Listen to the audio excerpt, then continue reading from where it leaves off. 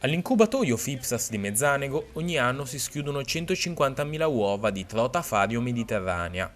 Gli esemplari vengono allevati per alcune settimane e poi rilasciati nei torrenti dell'entroterra ligure per ripopolarli di questa specie autoctona che negli anni scorsi si era quasi estinta, principalmente a causa dell'ibridazione con specie di trota non autoctone e più fragili perché abituate a vivere in altri ambienti con cicli riproduttivi diversi da quelli necessari a vivere in un torrente. Il ripopolamento viene fatto attraverso la regione, che ha 2 incubatori in provincia di Genova, e decide il numero di uova e dove rilasciarli.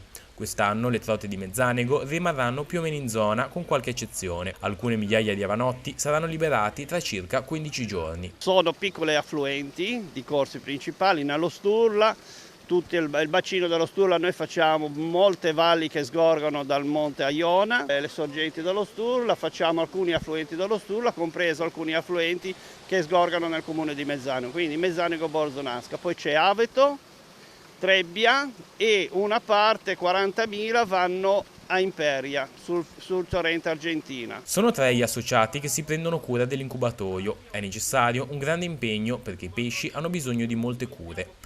Le uova arrivano dall'Emilia-Romagna a febbraio, la schiusa nelle vasche, lì una delle operazioni più lunghe e delicate, quella di rimuovere i gusci dalle vasche dove già sono presenti gli avanotti. Per 30 giorni sono autonomi nell'alimentazione grazie a una sacca piena di elementi nutritivi.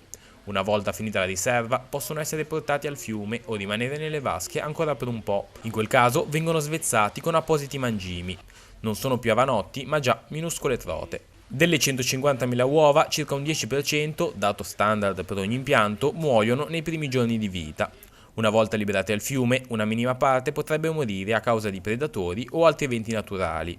Il timore è che possa accadere una cosa simile all'anno scorso. Città come quest'estate scorsa, che praticamente dove abbiamo seminato i ruscelli, dove avevamo seminato gli avanotti, praticamente sono asciugati e quindi c'è rimasto 5 o 6 pozze e si sono salvate quelle lì, ma tutte le altre purtroppo le abbiamo perse. Questi eventi purtroppo sono naturali e non ci possiamo fare niente.